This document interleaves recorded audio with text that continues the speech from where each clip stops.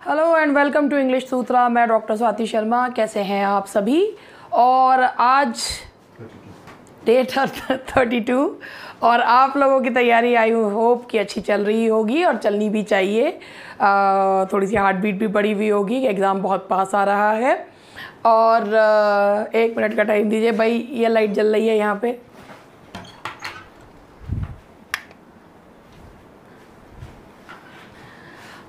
यहाँ पर ये जो आज कोट लिया है ये शिवखेड़ा का कोट है। Your positive action combined with appropriate strategy and positive thinking results in success.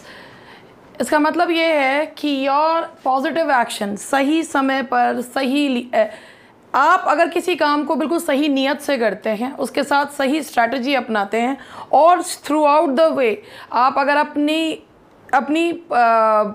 मनस्थिति बहुत पॉजिटिव रखते हैं तो आपको सक्सेस होने से कोई भी नहीं रोक सकता।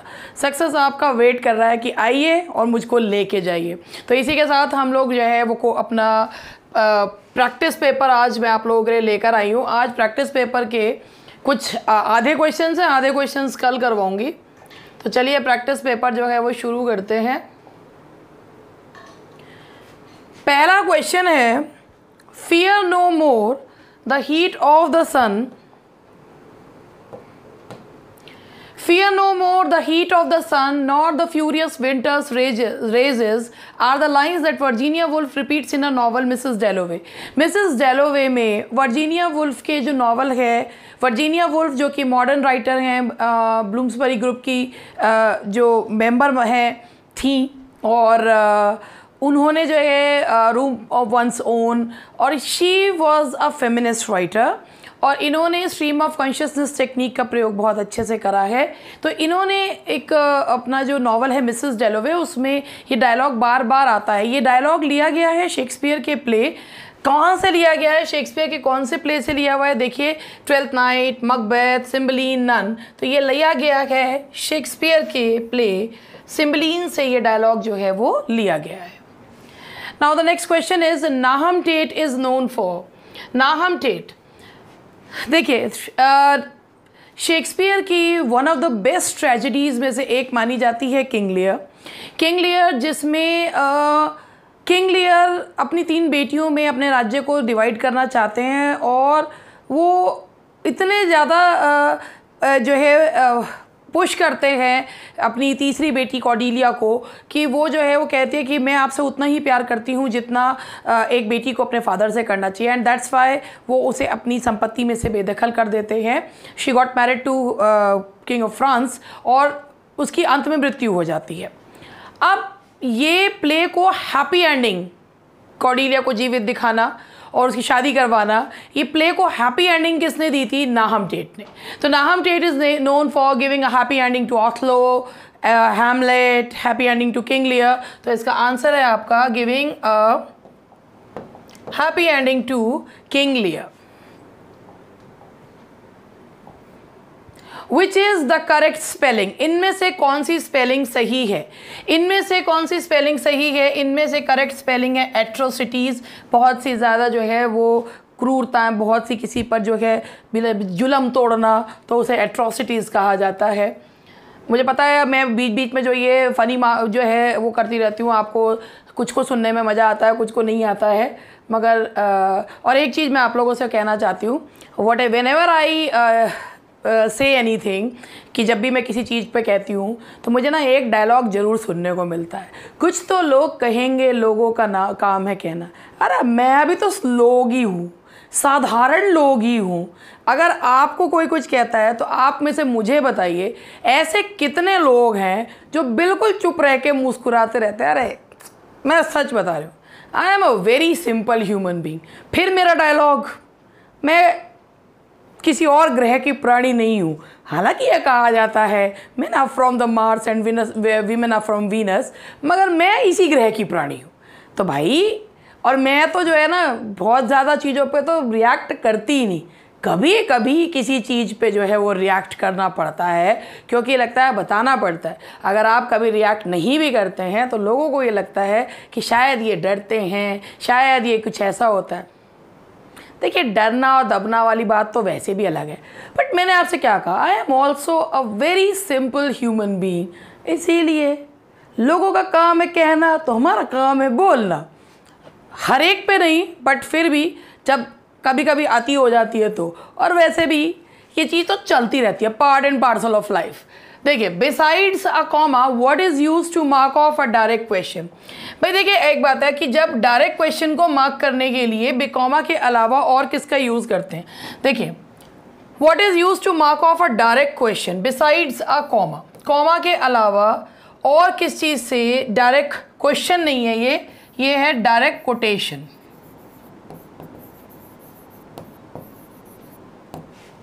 कि कोटेशन को मार्क करने के लिए कॉमा के अलावा और किस चीज़ का यूज़ जो है वो किया जाता है, तो कोटेशन को अलग करने के लिए कॉलन का यूज़ किया जाता है। Beside what is use to mark of a quotation, quotation को बताने के लिए आप जो है कॉलन का यूज़ करते हैं।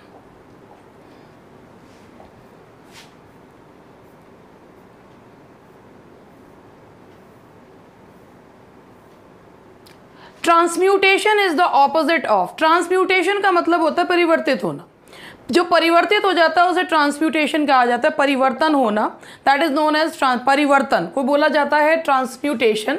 तो इसका जो इसका ऑपोजिट होगा दैट विल बी, एक मिनट इसका ऑपोजिट ही निकालना है, क्या निकालना है इसका,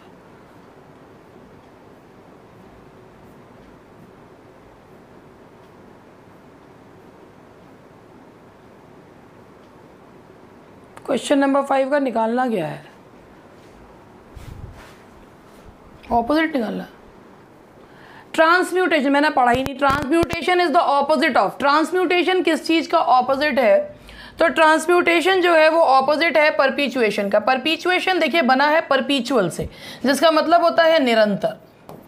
तो जो निरंतर है यानी कि इनफाइनाइट है, जो हमेशा है ही, जो बिल्कुल लगातार है, तो दैट इज नोन एज परपीचुएशन। और ट्रांसम्यूटेशन का आज कुछ है कल कुछ और होगा, that is known as transmutation. तो transmutation is the opposite of परपीचुएशन।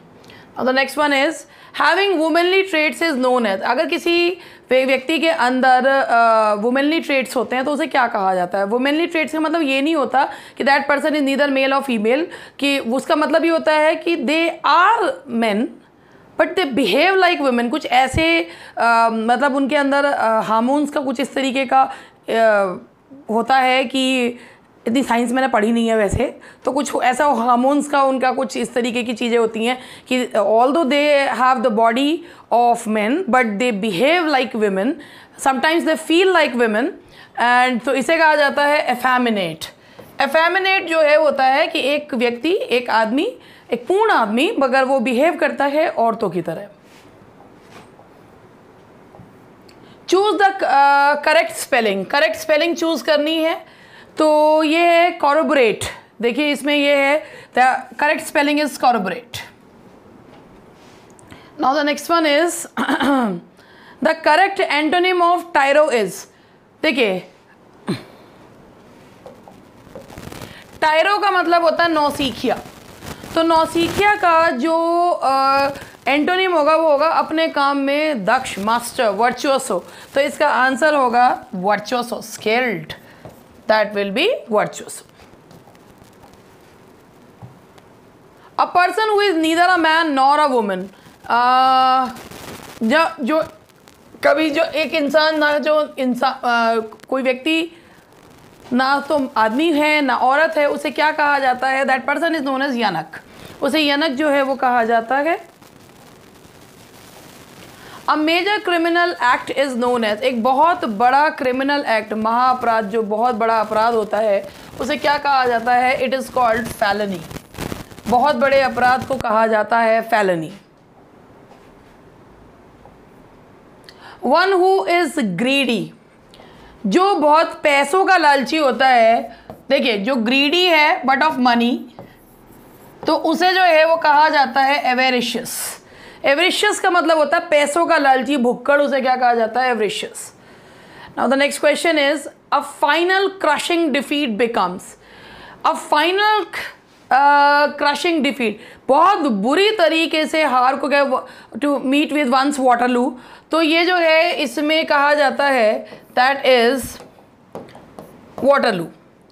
तो ये है लू, ऑयल लू, स्काई लू, ऐसे तो ये तो वैसे ही बहुत उटपटांग से लग रहे थे, अगर ये है Waterloo.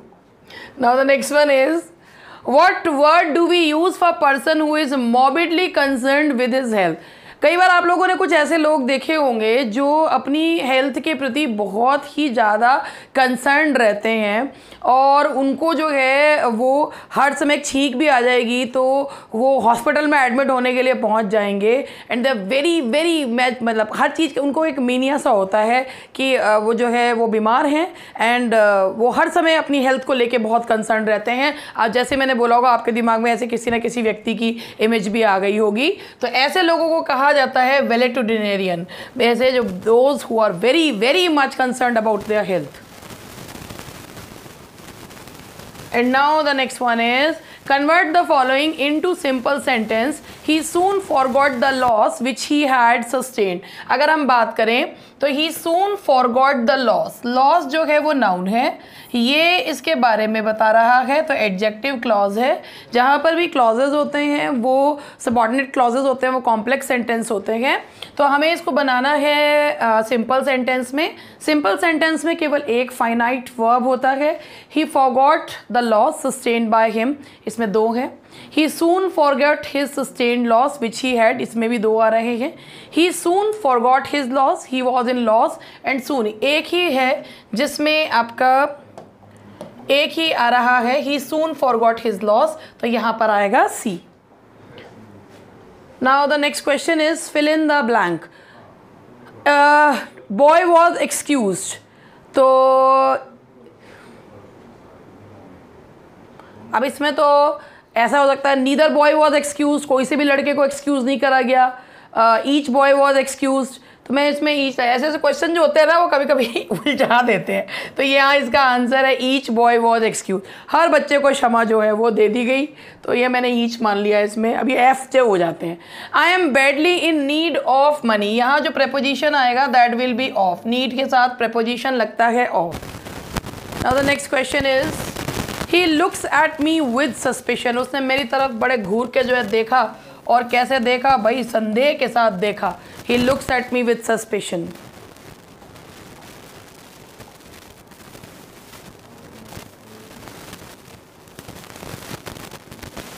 Pressurized happiness is the example of, अब आप ये देखिए प्रेशराइज्ड हैप्पीनेस ऐसी होती है अगर आप खुश तो हैं मगर ऐसा लग रहा है कंधों पे बहुत सारा बोझ है, तो वो प्रेशराइज्ड हैप्पीनेस। कभी कभी वैसा होता है ना कि आदमी जो है ना तुम इतना जो मुस्कुरा रहे हो क्या गम है जो छुपा रहे हो तो जो है दैट इज़ प्रेशराइज्ड हैप्पीनेस। तो वो जो प्रेशराइज्ड हैप्पीनेस का मतलब है हैप्पीनेस पे प्रेशराइज, तो ये है प्रेशराइज्ड ह्यूमन बींग्स होते हैं, हैप्पीनेस नहीं होती, that's transferred epithet. Epithet is epithet means adjective, and when a living adjective is transferred to a non-living thing, that is known as transferred epithet.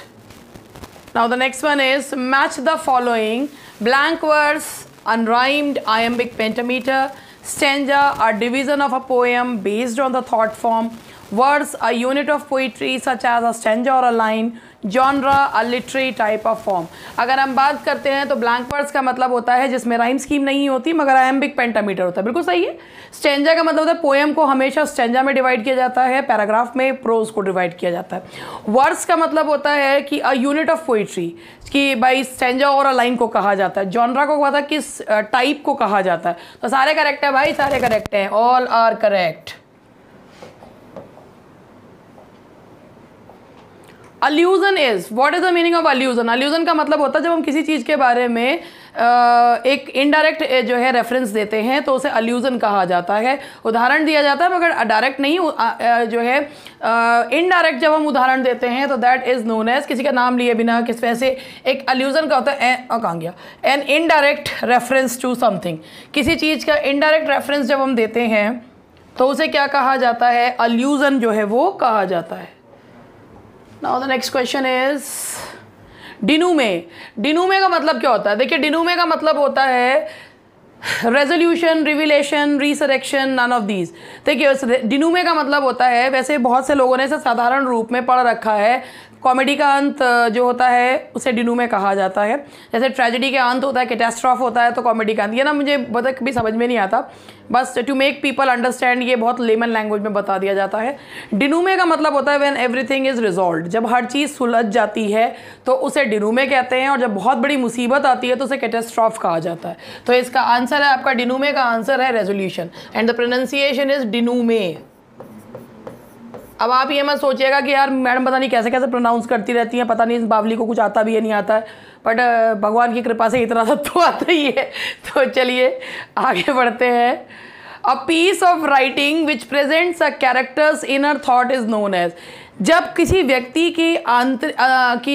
के अंतर्भाव जो हैं वो पता चलते हैं तो उस पीस ऑफ राइटिंग को क्या कहा जाता है। ये एक्चुअली एक मॉडर्न टेक्निक है। टी.एस. इलियट ने अपनी कई पोएम्स में इसे यूज़ किया है, चाहे वो आप love song of J. Alfred Prufrock लीजिए, कोई भी पोएम्स है उनमें इंटीरियर मोनोलॉग चलता है, यानी कि व्यक्ति स्वयं से ही बातचीत करता रहता है, and we get to know about things through the dialogues which are going on in his mind.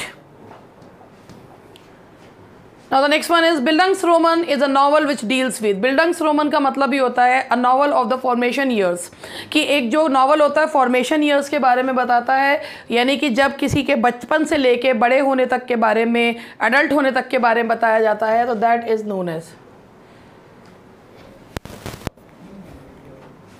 Now the next one is Martin Esslin coined the phrase. Martin Esslin ने किस फ्रेज को कॉइन करा था? तो Martin Esslin ने phrase करा था theatre of the absurd. Theatre of the absurd का मतलब होता है ना तो काम करने वालों को ये पता चलता कि व्हाट दे आर, मतलब क्या हुआ, क्यों हुआ, कैसे हुआ, किसी को कुछ नहीं पता चलता। मतलब ऐसा होता है कि जो देखने आते हैं ना वो भी सोचते रहते हैं हम आए क्यों थे, हम क्या देख के गए। तो that is known as theatre of the absurd. That this is the irony of literature. Anything can be art, कुछ भी जो है हो सकता है। तो थिएटर ऑफ द एब्सर्ड का मतलब होता है विचित्र, जिसमें यही नहीं पता चलता कि हुआ क्या, और पीपल आर इक्वली परप्लेक्स कि जो उनके सामने हो रहा है, मतलब एंड तक बंदों को ये नहीं पता चलता कि भाई हुआ क्या। तो ये जो थिएटर ऑफ द एब्सर्ड का कॉन्सेप्ट है किसने दिया है? मार्टिन एस्लिन ने दिया है।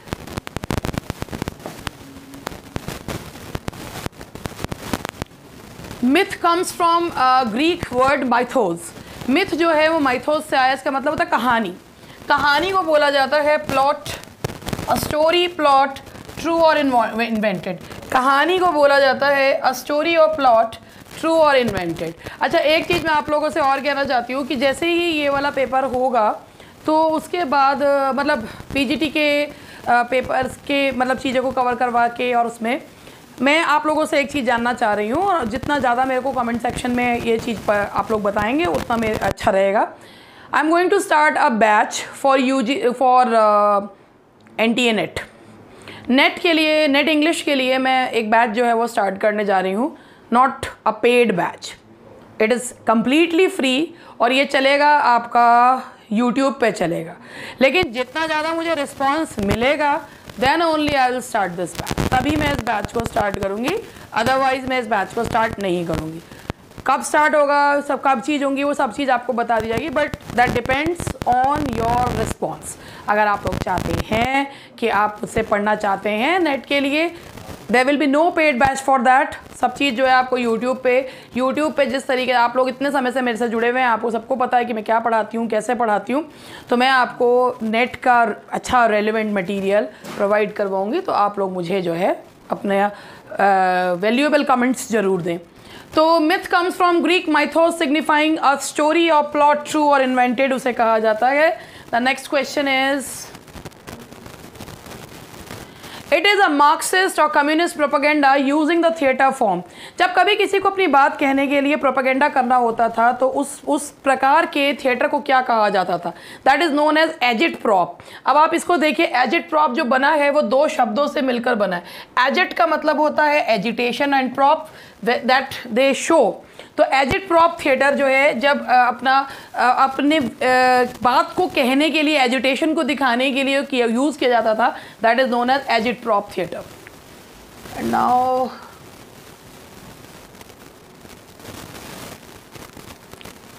Question number 26. In Antony and Cleopatra, Fulvia is the wife of Antony. After Fulvia's death, he marries Octavia, but his beloved is. Antony जो है वो ट्रायम्विर्स में से, जब जूलियस सीजर की मृत्यु के बाद एंटनी जो है वन ऑफ द ट्रायम्विर्स, और ये एंटनी का कैरेक्टर ऐसा दिखाया है द वेरी हैंडसम, एक बहुत ही बहुत वीर शूरवीर योद्धा जो है दिखाया है। और ऑक्टेवियस जो सीज़र है, जो कि जूलियस सीज़र का नेफ्यू था, वो उसको भेजता है किसी काम से, जब उसको when he went to Cleopatra's house, और गया तो था वो इसलिए कि भाई कि वो क्लियोपेट्रा को अपने सामने झुकाने के लिए, बट बन जाता है क्लियोपेट्रा का ही गुलाम। तो मिस्र जो है उसको भेजा जाता है, लेकिन वहाँ से वो बन जाता है क्लियोपेट्रा का ही गुलाम जो है। तो इसीलिए एंटनी की शादी सबसे पहले होती है, मतलब एंटनी की वाइफ होती है फल्विया। फल्विया की मृत्यु के बाद वो सिर्फ पॉलिटिकल रिलेशंस को ठीक करने के लिए ऑक्टेवियस की बहन ऑक्टेविया से शादी कर लेता है, बट फिर वो अपनी बिलावेड क्लियोपेट्रा के पास लौट जाता है। Antony and Cleopatra is Roman play of Shakespeare, और ये जो है जूलियस सीजर के प्ले के बाद इसकी कहानी जो है वो शुरू होती है। तो ये है क्लियोपेट्रा। ऐसे तो कम ही लोग होंगे जिन्हें क्लियोपेट्रा के बारे में नहीं पता होगा। In Twelfth Night, the forged letter meant for Malvolio is signed as। Twelfth Night जो शेक्सपियर की एक बहुत ही खुशनुमा सी कॉमेडी जो है वो मानी जाती है, और इसमें एक लेटर जो है वो मेलवोलियो के लिए लिखा जाता है, जो मेलवोलियो को ये लगता है कि जो लव लेटर है वो उसके लिए लिखा हुआ है। और ये लेटर में क्या लिखा हुआ है, इस लेटर की जो लाइंस हैं वो ये लिखी हैं, द फॉर्चुनेट अनहैप्पी। तो ये लाइंस हैं उसकी, the fortunate unhappy.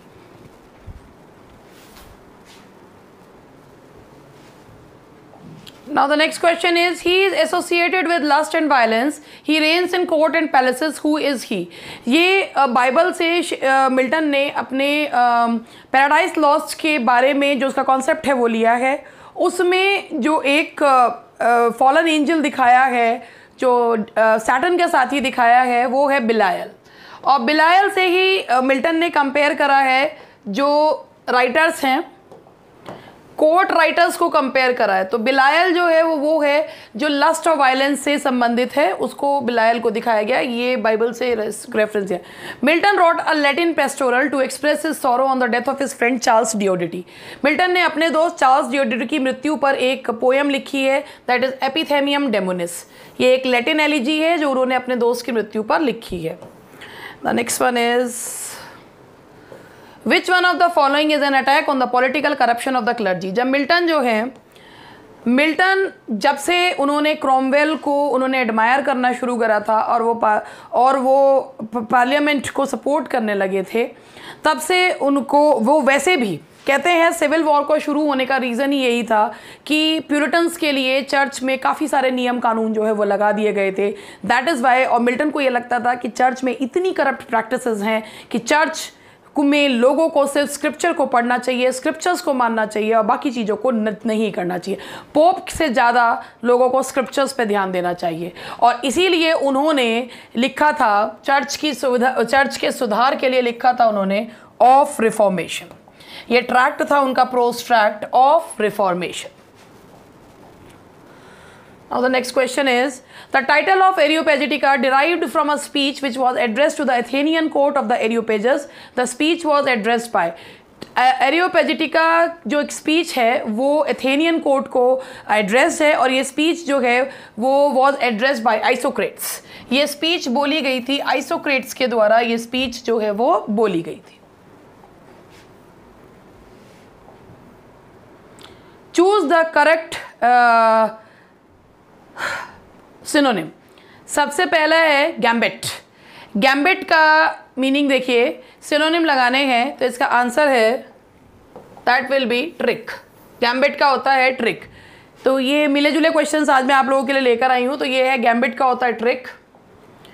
Fed, fed का मतलब होता है, ये इसका मीनिंग होता है फैशन, जो चलन होता है उसे कहा जाता है, फैशन को बोला जाता है।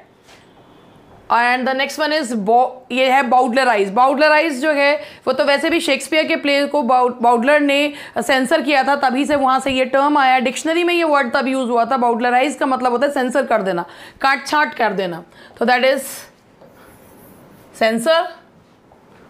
And the next one is infinite. Infinite का मतलब होता है एंडलेस, बहुत ज़्यादा। अभी वही करना है ना, हाँ। इनफाइनाइट का मतलब होगा एंडलेस, असीमित, जिसकी कोई लिमिट ना हो। फेड। फेड का मतलब होता है मुरझा जाना, तो मुरझा जाने के लिए आप लेंगे इसमें विदर।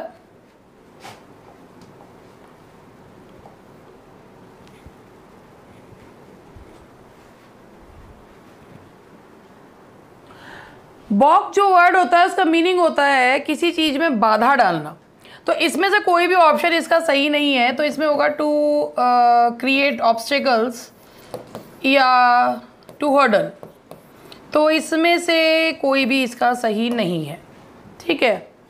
Choose the word opposite in meaning. Tentative का मतलब होता है कि जब किसी चीज़ के ऊपर हम ये लगाते हैं कि भाई अनुमानित, और इसका टेंटेटिव का जो एंटोनिम होगा that will B final. Final जो है वो होगा टेंटेटिव का। और पैरेलल का मतलब होता है जो ऐसे चलते हैं उसे पैरेलल कहेंगे, तो काटते हुए को बोलेंगे इसका एंटोनिम होगा divergent, that will B divergent, काटता हुआ। स्टबन, जिद्दी, तो जो जिद्दी होगा तो स्टबन है। प्लाएबल, जो हर एक किसी की बात सिर झुका के जो है सुन लेता है, that is known as pliable. Novel. Novel का मतलब होता है नया, तो फॉर्मल, एंशियंट, कस्टमरी, ट्रेडिशनल। तो अब आप खुद देखिए कि नॉवल का क्या होना चाहिए। नॉवल का मतलब होता है नए को बोला जाता है नॉवल, तो आप इसमें देखिए क्या होगा इसमें, that is traditional.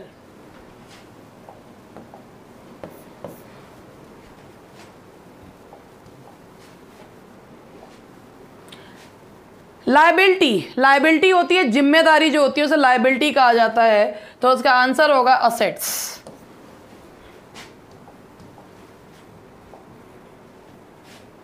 Find out the most appropriate one word in each case. Stealing from the writings of others, दूसरों की राइटिंग्स में से चुराना, उसे क्या कहा जाता है? साहित्यिक चोरी को कहा जाता है प्लेगियरिज्म। बहुत बुरी चोरी है ये भी, दैट इज प्लेगियरिज्म। साहित्यिक चोरी को कहा जाता है प्लेगियरिज्म।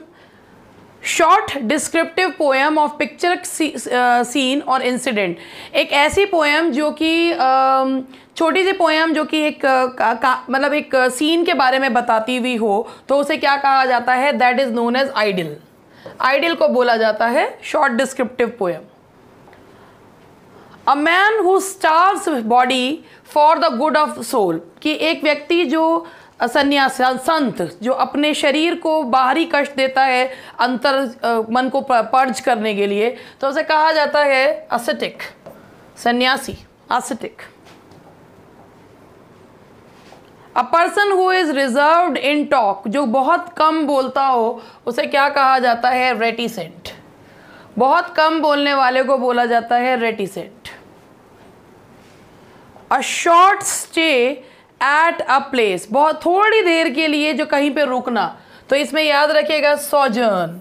सोजर्न का मतलब होता है कि थोड़े समय के लिए, सोजर्न जर्नी के दौरान थोड़ी देर के लिए रुकने के लिए, जर्न से याद रहेगा जर्नी के दौरान थोड़ी देर रुकने के लिए बोला जाता है sojourn. Next one is his companion prevailed upon him not to dash to violence, कि उसके कंपेनियंस प्रिवेल्ड अपॉन हिम, उसके कंपेनियंस ने उसे कहा कि not to dash to violence.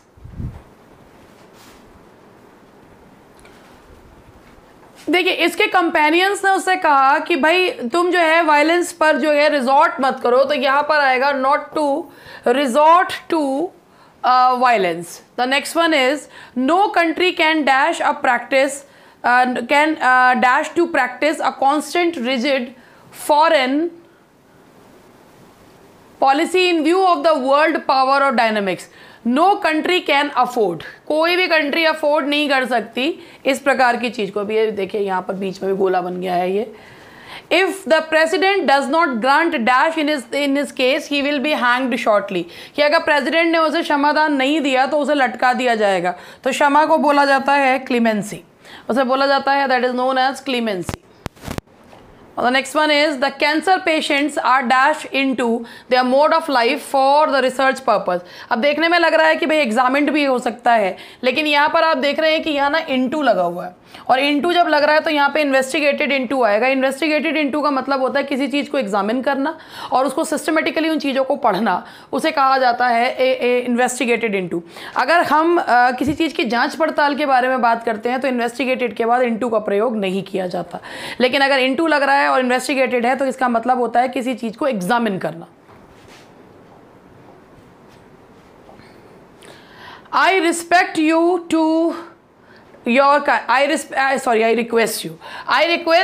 to dash your crime, कि मैं आपसे रिक्वेस्ट करता हूँ कि आप जो है वो अपने क्राइम को मान लें। तो कन्फेस करने को बोला जाता है I request you to confess your crime।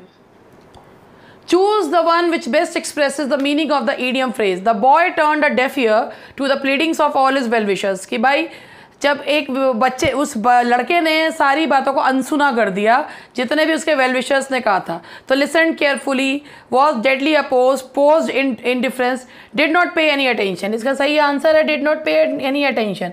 किसी भी प्रकार की बात पर ऐसा अक्सर तभी होता है, बस जब भी होता है क्या कहूँ इस बारे में। तो the mealy mouth politician succeeded in influencing the voters, कि भाई जब वोट इलेक्शंस के टाइम आते हैं, वोट लेने होते हैं, तो बहुत बहुत मीठे जो है वो बन जाते हैं। तो मीली माउथ को देखिए, मीठा मुंह जो है, तो सॉफ्ट टंग्ड को बोला जाता है mealy mouth. And now the next question is it is a moot point where we should stop work और स्ट्रगल। तो मूट पॉइंट का मतलब होता है डिबेटेबल पॉइंट, कि कोई भी चीज़ है जिसके ऊपर आर्ग्यू किया जा सकता है, डिबेट की जा सकती है, दैट इज डिबेटेबल पॉइंट। तो इसका आंसर है D. And now the last question is we should give a wide berth to bad characters, कि हमें जो है दूरी रखनी चाहिए बैड कैरेक्टर्स से। तो that is a keep away. तो आज का क्वेश्चंस यहीं तक, मिलते हैं कल। Thank you very much. पढ़ते रहिए और पढ़ते रहिए।